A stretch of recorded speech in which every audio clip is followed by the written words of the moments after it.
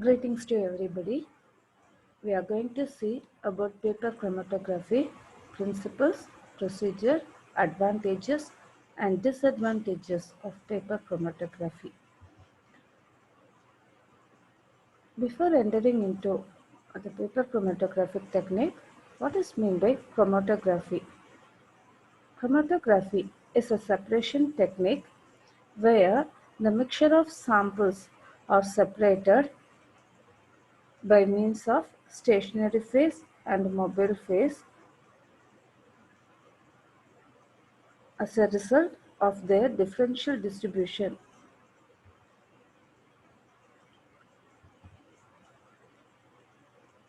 Paper chromatography is a technique where paper is used as a stationary phase. It is a type of planar chromatography. The stationary phase in this technique used as a cellulose fiber or a filter paper. The stationary phase in this type is used as a liquid, and the mobile phase is also a liquid solvent and a sample of mixture. It is called as a liquid-liquid chromatography. Since the stationary phase and the mobile phase here is a liquid form, it is called as a liquid-liquid chromatography. Principle behind this paper chromatography. The stationary phase here used as a cellulose fiber which holds the water or the solvent in order to separate the sample mixture. The mobile phase is the sample, the mixture of sample we spotted in the stationary phase, that is made by cellulose fiber or a filter paper. And the mixture of samples are separated due to their differential moment. The distribution coefficient is equal to solute in stationary phase divided by solute in mobile phase. So this is a pictorial representation. This is a stationary phase and the mobile phase. Mixture of sample is spotted in this filter paper due to the filter paper absorbs the solvent. As the solvent moves towards this filter paper, the mixture of sample we spotted here also moves or carries over. Depending upon the distribution coefficient or mobility of the sample, the various samples distributed at various distance. That is, distribution coefficient is equal to solute in stationary phase divided by solute in mobile phase.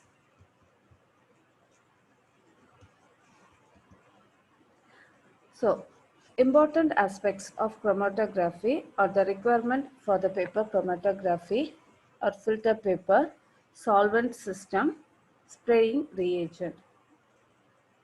The filter paper, the stationary phase here usually using is Whatman filter paper, Whatman paper number 1, due to its uniform flow rate, that is grain size and texture. Sometimes the filter paper is washed in order to remove the traces of impurities present in the paper which may affect the samples.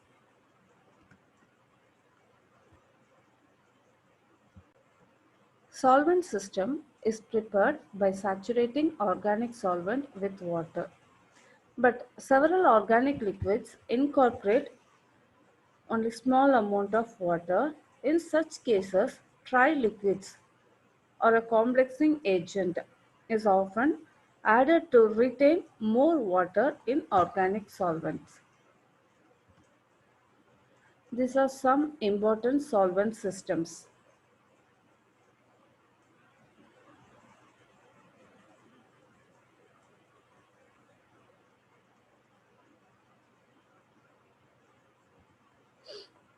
Spraying reagents. Spraying reagents for the colored compounds. The spraying reagents are not required because they are visible. A colorless mixture of compounds. After the separation, in order to visible the spots, the traveling distance of the samples where they are located, the spraying reagents are required. These reagents chemically react with the components and develop color in the region where they present.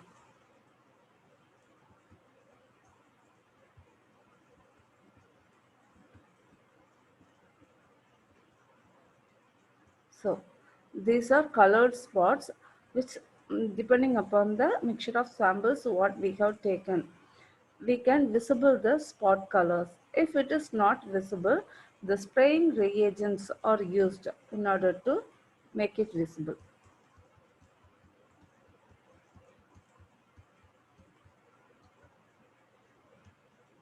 So methodology, the samples are prepared, mixture of samples are prepared, 1 to 2 percentage solution. In the filter paper, a reference line at 2 centimeter at the base of the filter paper is drawn. Methodology, the sample mixture of 1 to 2 percentage is prepared. A reference line at the base is drawn about 2 centimeter. So the sample is spotted here.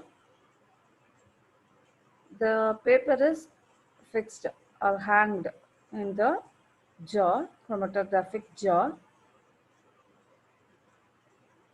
As the sample moves from solvent moves down to up, the mixture also carried over throughout the paper.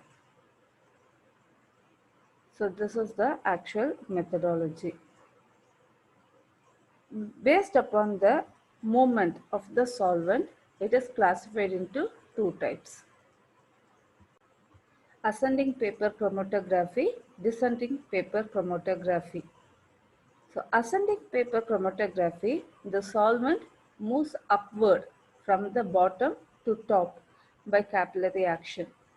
The paper strip is placed vertically in the solvent, keeping the reference line above the solvent level. Descending paper chromatography, the solvent moves downwards from the top to bottom. So this is the pictorial representation of ascending type and descending type. In this ascending type, the solvent moves from the bottom to the top. And in this descending method, the solvent, here there is a solvent and the paper, filter paper is hanged and the sample is spotted here. The solvent moves top to the bottom. So this is descending paper chromatography. Another one type is radial or circular chromatography. So this is the plane of paper is kept horizontal and the solvent moves laterally toward from the center.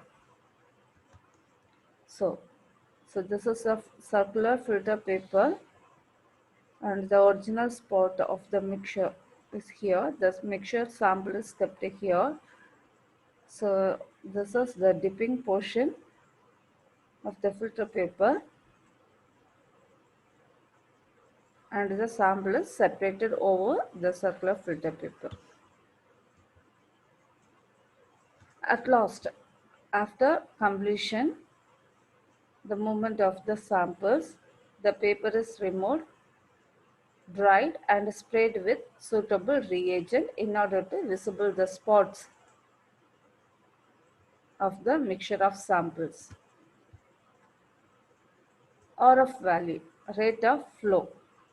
It is the ratio of distance traveled by the solute to the distance traveled by the solvent front. RF is equal to distance moved by the solute, that is our mixture sample, divided by distance moved by the solvent front, the solvent traveled over. RF value characteristics the distance moved by the solute in the direction of solvent flow. So basically, heavy molecules moves slowly. The distance will be very low rather than the small molecules which moves faster. So the distance will be more for the small samples rather than the heavy molecules.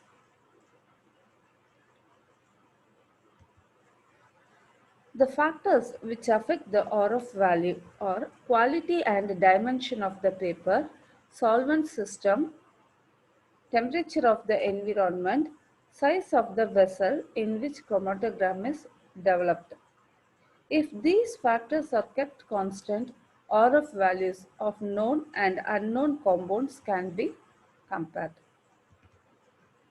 Some of the applications of paper chromatography: separation of amino acids, peptides, alkaloids, sugars, lipids, etc. in biological samples to limited extent as a preparative method, and also to study the structure and composition of amino acids in proteins, and also analysis of blood, hemoglobin, urine, etc. Advantages: the method is very simple, inexpensive, and sensitive. Separation can be carried out under ordinary lab conditions. Disadvantages: time required is large. It cannot be used as a preparative method. Heating and corrosive reagents cannot be used for detection. Thank you.